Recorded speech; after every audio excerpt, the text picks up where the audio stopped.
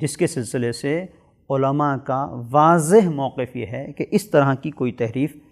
ہمارے یہاں نہیں ہوئی ہے، اور خاص طور پر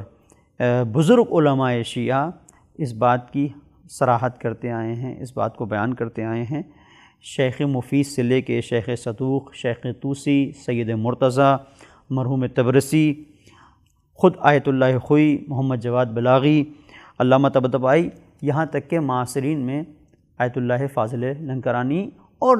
دیگر علماء جو مشہور ہیں، علامہ طباطبائی، سب کے سب کا یہ ماننا ہے، متفق علیہ یہ فیصلہ ہے کہ قرآن کریم کے اندر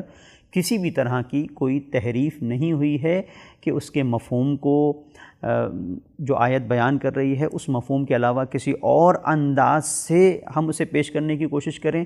اور قرآن کی ایک آیت کو تبدیل کر دیا جائے یا اس کے اندر